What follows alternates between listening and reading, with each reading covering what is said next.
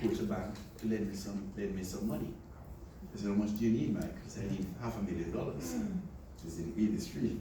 There was money in those days. That was money in those. So I thought, there's no way this prudent banker is going to lend me $500,000 to put into one stock. But I went through my process and said, look, I'm buying it for these reasons. 2 weeks later, they came back and said, the loan is approved. Wow. So I went, bought Mackenzie, equivalent of to $1 per share. This is pre-splits and with dividend reinvested. It's in October of 1983. By 1987, Mackenzie went from $1 to $7. So 500,000 became 3.5 million. So, and I also bought Berkshire Hathaway at under 1,000, the Class A shares under 1,000. So 500,000 became 3.5 million. So I thought, wow, there's no money manager. This just proved exactly what my principles are. So I'm going to start a fund. I'm going to start a fund that's honest, because most funds are dishonest. Why? Because most funds, they do exactly what wealthy people do not do. They over-diversify, right? To minimize risk. But you minimize risk by understanding, not over-diversifying. So I'm going to start a fund, and most funds would have 100 different securities. So I'm going to start a fund with only 15 securities, say 15 businesses. I can understand 15 businesses. Better yet, if I cheat a little bit. So what I did, 60% of the 15, 9 of the companies were in the same industry, the asset management business. And it so happened that the asset management business model is the best business model in the world. It is. Right? So I started a fund, the AIC Advantage Fund, with, when I bought a fund, it had $800,000 in 1987. It had 100 securities, like your typical mutual fund. Immediately I distilled it from 100 to 15. Businesses that I could understand. So number one, it was immediately differentiated in the marketplace. And there are 3 things we have to do very well as professionals. We have to differentiate ourselves in the marketplace. There are 3 things every business has to do. Number one, it has to differentiate itself, or eventually it will become a commodity. Secondly, if over time, if I'm right, it will build a great reputation, right? And as a professional, we every day should wake up and say, how am I making sure that my behavior today accretes to an improvement in my reputation? Every business has to think the same. And thirdly, every professional, every business has to think, am I really and truly addressing clients' needs? So my fund had 15 securities, totally differentiated in the world. There's no fund, mutual fund in the world except for the Advantage Fund with only 15 securities. So when I go out and sell, they would say, this is not a fund. So I would say, what do you want? Do you want a fund or do you want to create wealth? If you want to create, I want to create wealth. Well, let's talk about the principles of how wealth is created. These are the 5 things you have to do. Own a few high-quality businesses that you understand, that are in strong long-term growth industries, that are using other people's money prudently, and your attitude, just simply hold them for the long run. So if you want to create wealth, this is what you should do. This fund is the only fund in the world that expresses those 5 points. No other fund. Totally differentiated. So that's how, so I kept going and going. So it started off with 800,000 in January of 1987. By October of 1987, got it up to 12 million. Then Black Monday came. Dow Jones fell 23.75% on the 19th of October 1987. So the fund's assets went from 12 million to 8 million. And it flatlined at 8 million for the next 87, 4 years, right? But every day, when I went into work, I said to myself, Mike, we're doing the right thing, right? It's my cause is to prove to the world that this is the way mutual funds should be invested. That was my cause. So I had a passion. The cause, having a cause gives you a passion.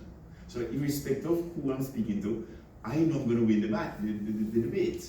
So, there was this functionality in the ubiquitously. So every day I went into work, I thought, every day I'm one day closer to redemption.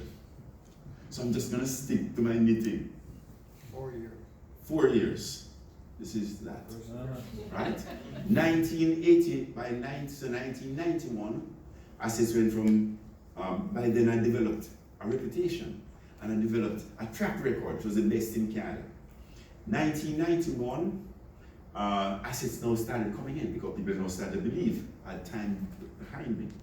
And I was consistent. 1991, assets went to 40 million. 1992, 100 million. 1993, 200 million. 1994, 400 million. 1996, 1 billion in assets. 1997, so the asset, if we plotted this as AUM over time, assets under management over time, this would be the perfect parabolic. The parabolic curve would represent it perfectly. 1987, 1997, 10 years later, we had net sales of 4.2 billion Canadian dollars, and assets ballooned to 15 billion from 800,000. So it was not linear, it went like that, right? Thereafter now, once we went on the other side of the inflection point, then the rest is history. Great history. So that was 4 years of flatlining. Grit. So how do you convince investors to grit it out with you? When you say I have the right model, just believe in me, and how do they? Very good point, very good point. So, I have a client in Jarvis, one of my first clients. He bought Berkshire Hathaway in 1990. 1990, in June of 1990, Berkshire Hathaway had fallen from $10,000 to $5,500. That's Warren Buffett's company. So at $5,000, I said, client, buy Berkshire Hathaway. We had a fight. He said, what? You're telling me to buy a stock for $5,500 US per share? Yes, sir. Because it has all the characteristics of a great business. The characteristics I mentioned, the wealth creating characteristics. It has those characteristics. So we had a fight. Eventually, said, okay, Mike. 1994, interest rates spiked in North America. 1994, right? Stock market plummeted. Stock price went down by 50%. We had another fight. Mike, I want to sell. Client, why did you buy? We bought because of these characteristics. Let us see if these characteristics are still intact, notwithstanding what the market is doing. Let's see. So let's go through. Went through, okay, characteristics are still intact. 1998, long-term capital. Who remembers long-term capital? Stock market plummeted. Another fight. I want to sell, Mike. Client, let's go through the 10 characteristics. In other words, I kept bringing the client back to the framework.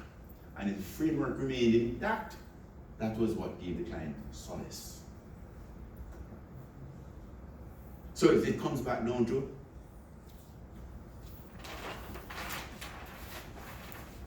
having a framework, the framework was absolute. It allowed the client to control his, in this case, his emotions.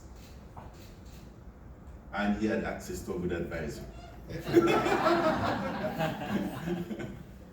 me switch to a different tack, which is, as I was talking about your philanthropy to McMaster and to DeGroote.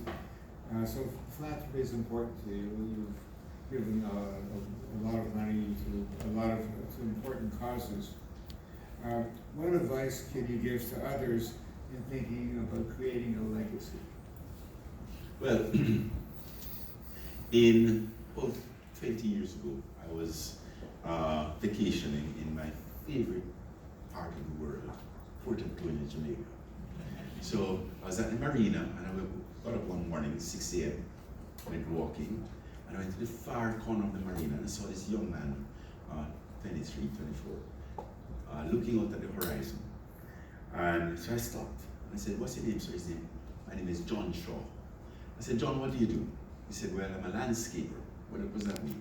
Well, I cut the grass with a machete, right? So I said, "How often do you work, John?" He said, "Intermittently."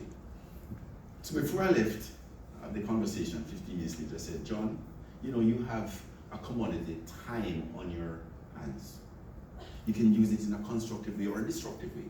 It can be like a knife, it can kill you or it can feed you." When I left the conversation, I thought, John Shaw, he has kids.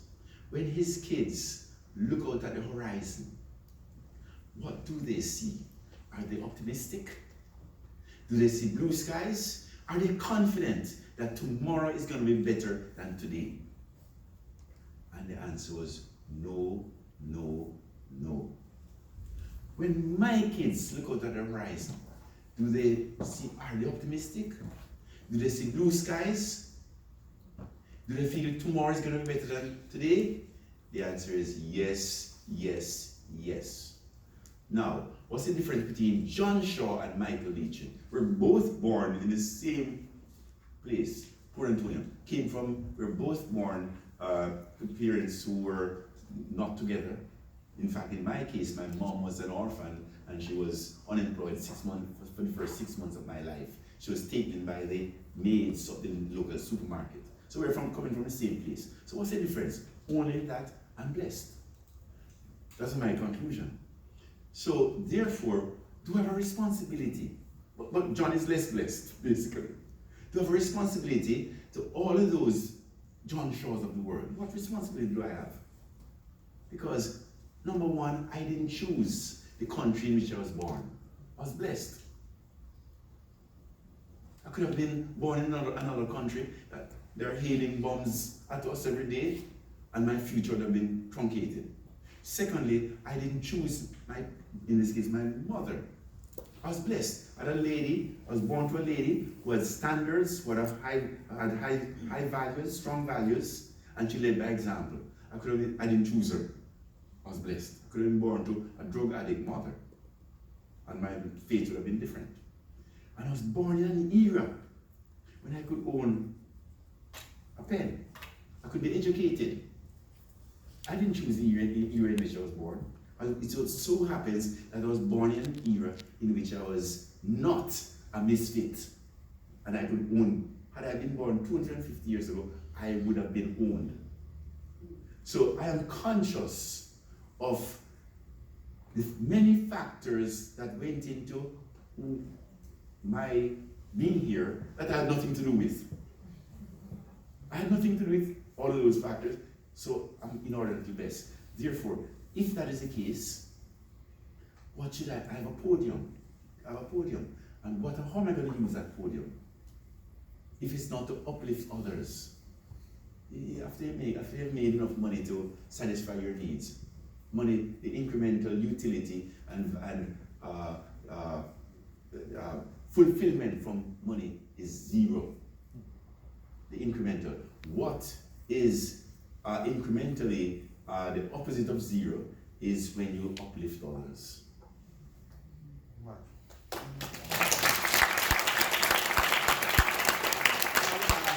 We have a few minutes left for questions. Just raise your hand, give your name, and ask a fair question. Right back there, sir. Microphone? Microphone, there it is. We have a microphone that you can throw. Hello? Hello. It's so cute. I'm Ethan. I'm the first year student here in MBA, and it's a very awesome class to me because I really learned a lot from your speech. And my question is, can you give us the newcomers to the McMasters some suggestions, like how to find a dream job or how to apply our career after our graduation? And I have a little request because can I have the manuscript for the class, because I think it's really awesome. Thank you. Oh, thank you very much. So the dream job is one in which you don't think it's a chore. You're not really, you tap dance to work every day, right? That's a dream job. And you're doing three things. Number one, you're doing well. Number two, you are doing good for others. And number three, you can be passionate about it, right? That's a dream job. So the only way to get that dream job is to, and this may sound like a overused cliche, the purpose driven, right? When you're purpose driven, it gives you the energy, it gives you the fuel that sacrifices. You don't feel like you're sacrificing. Sacrifices become easy if you're purpose driven. So it comes back down to, I found my purpose. And my purpose came from realizing that there's dysfunctionality, and there are many dysfunctionalities in things that we accept as the norm. I just mentioned one. How investors, the securities industry, what they package and what they sell to investors. I just mentioned that as an example. And I thought that was wrong. Because when someone buys an investment, they're buying an investment to create wealth. You see, most packaged investments have no resemblance to the 5 principles.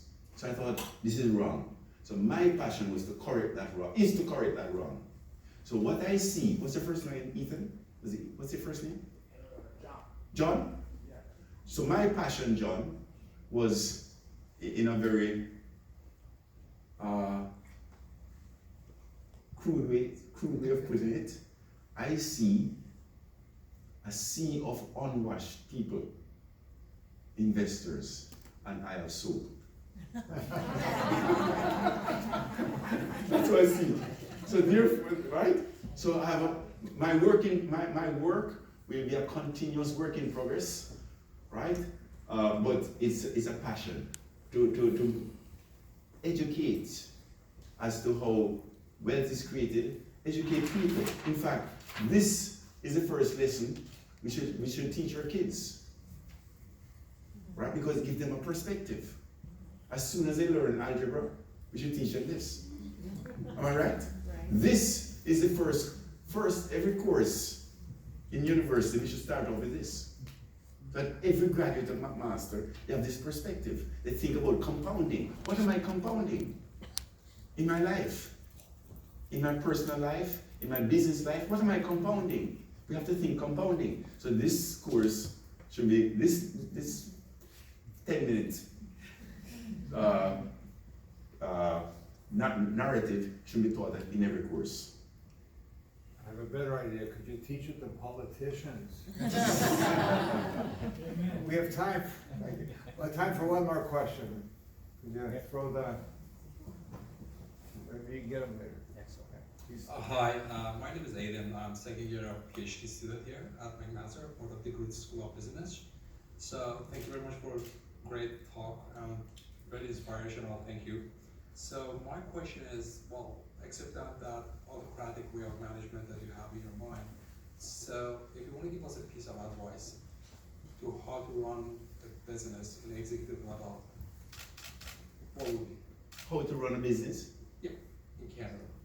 Management. Well, let me give you, don't worry about my time, please. I think you're being gracious in terms of my time. I want to answer the question thought properly. So don't put pressure on yourself. Trish, I know Trish told you there's a hard stop. Okay. So let me give you an example. Right? We bought NCB in National Commercial Bank of Jamaica in 2002. In 2002, it was for 5 years prior, it was taken over by the Jamaican government. It was mismanaged. So the government was running this bank. So when we bought it, it was bureaucratic. The morale of the staff was awful. Scotiabank, which was, by the way, most people don't realize this, but Scotiabank went to Jamaica before it went to Toronto. Scotia is from Halifax. Jamaica was the first country that Scotia went to outside of Canada, Jamaica. So Scotiabank had a 54% market share, NCB 24% market share, and Glenveagh. So bureaucratic, not a sales culture in the bank, low morale, etc. And competition was fierce. The competitors were Scotiabank, Royal Bank of Canada, CIBC, Canadian banks. Those were the competitors. So now, having bought this bank in 2002, when the government called and said, the cabinet has just approved the sale here, I thought, oh my gosh, I was joking. I didn't mean it. I really didn't mean it. But no, holy mackerel, this thing is in my lap. What do I do with it? It's a mess. So I thought, before, as a portfolio manager, I own banks. We're the largest shareholder of TD Bank. Right here, we talk about in Burlington. Wow. Right? But I never operated a bank. Big difference. But now, this one is with us. So I thought, what's the highest value add this bank can give to this country? You know what the answer was? Make the country wealthy. Isn't that the highest value add Yes. a business can give to a country? Make it wealthy. Behave in such a way that it accretes wealth to the country. That's the highest value add from the country's perspective. Okay, how do you make countries wealthy? Is there a formula? Please. Is there a formula that if you practice consistently, the only outcome is countries will become wealthy? I need to figure that one out. I needed to have figured. So, that was my nut to crack as a chairman and owner. So, I thought, well, sometimes if you ask a question, it may be more difficult to get an answer. If you probably ask the opposite, it will be easier to get an answer. In other words, how do you make countries poor? Right? And then do the opposite. Right? So how do you make countries poor?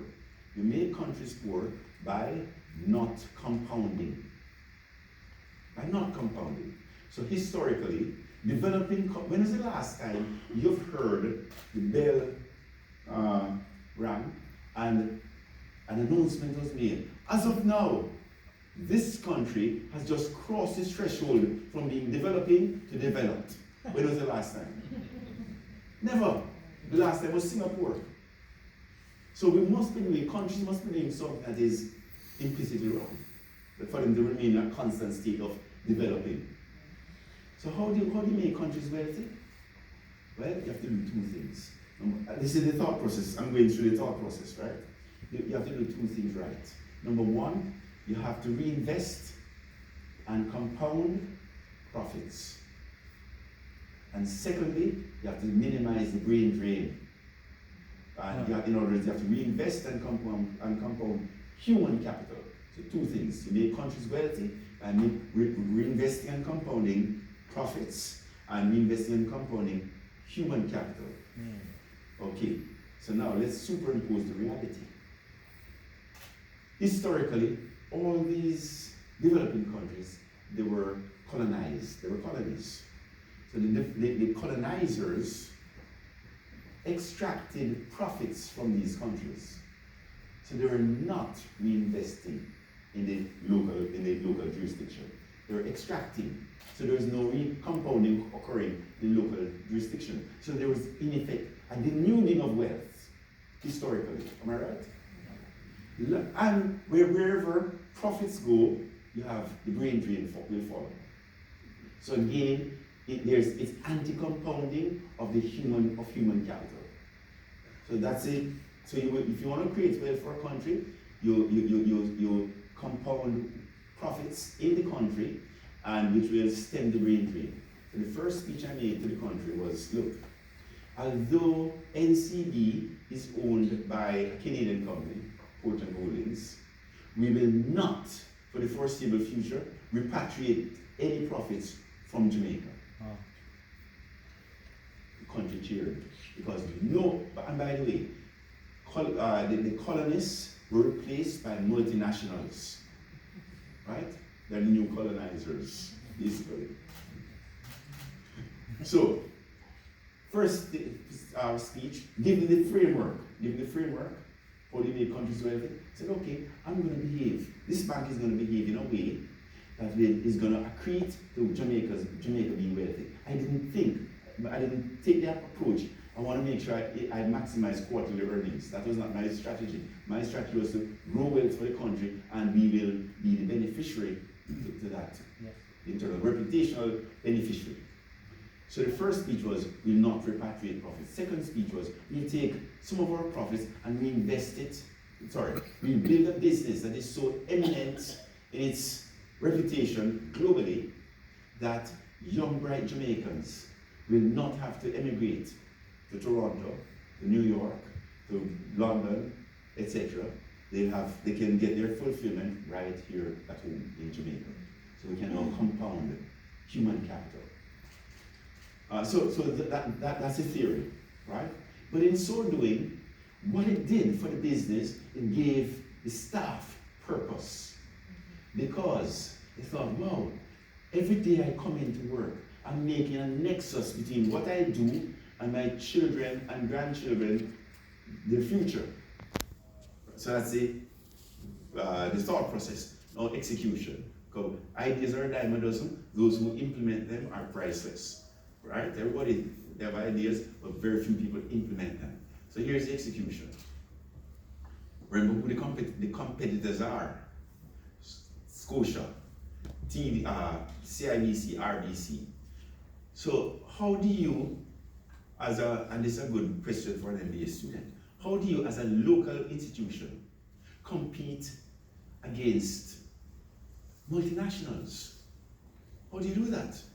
Because you as a local institution, you have to give the same customer service, because the natives are going to say, because you are local, we expect less customer service from you. We see what Scotia is giving, we want that type of customer service from you also. So therefore you have, when you as a local company make a capital allocation, when Scotia makes a capital allocation, they can amortize that cost over 50 countries. You as a local country can only amortize it over one country, so you're at an automatic disadvantage. Secondly, Scotia in this case is in 50 countries. They can bring best of class ideas and zero it on you and zap you. You don't know what's happening in Peru or Hong Kong or Japan. You're just in your local environment, milieu, right? So they can bring best of class and zap you. So local companies are at a big disadvantage. So the question is, how can local companies compete? So I embarked on a roadshow. Every town in Jamaica I'd go to, and I'd have a town hall meeting with the citizens. First I'd go to the branches, and I'd say to the branch, the customers, thank you for your business. Mr. Leachin, what are you doing here? You're the chairman, you're not supposed to be here. We don't see chairman of banks in the banking hall. Well, I'm a different chairman. I'm an owner operator. Then, after having spoken to thank the customers for their business, I would now have a town hall meeting within the local community. And I would say, look, at the end of Q1, Sunday afternoon, you're driving past this eminent beach, the Negril Beach. And your spouse is beside you, and the kids in the back of the car making noise, right? You drive by the beach, and you see this barge a mile from the beach. Remember, I'm telling the townspeople in every town in Jamaica. You see this barge a mile from the beach. And there, between the barge and the beach, there's a dredge. And the dredge is dredging the sand from the beach and loading it onto the barge. And the barge takes off to Toronto with the sand and goes to New York with the sand and London with the sand. At the end of Q2, Sunday afternoon, same drive, you see the same barge taking the sand. At the end of Q3, what are you going to do? Are you going to swim out there and put fuel in the barge and feed the crew member? Is that what you're going to do? Or are you going to swim out there and say, stop it now? Because if you don't stop taking sand from this beach, there will be no more beach and the tourists will stop coming, right? And my children are going to grow up skinny. So stop taking sand from this beach. Isn't that what you do? So citizens, what's the difference between exporting sand and exporting dividends? What's the difference?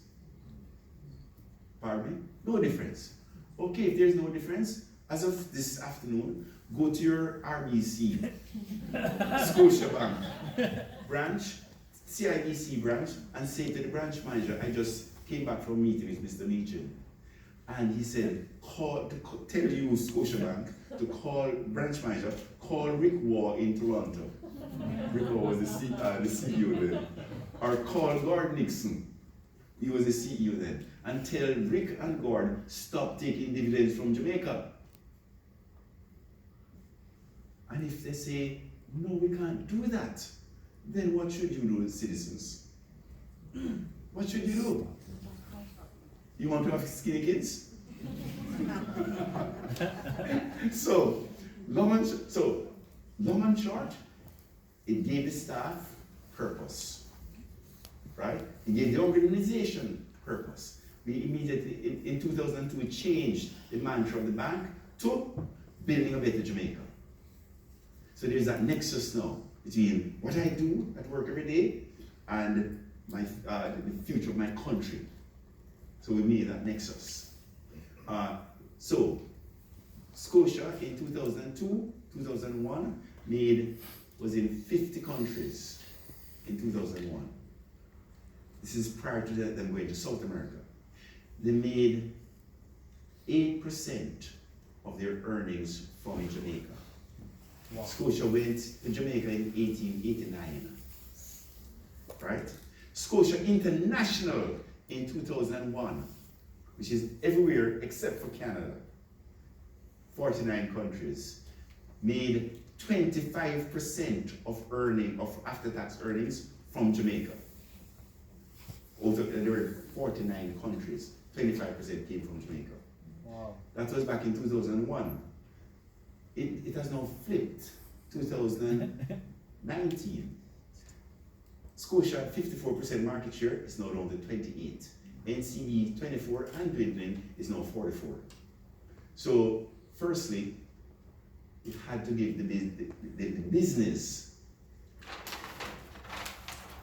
purpose, building a better Jamaica. And it aligned, then the staff became aligned, and it's still war.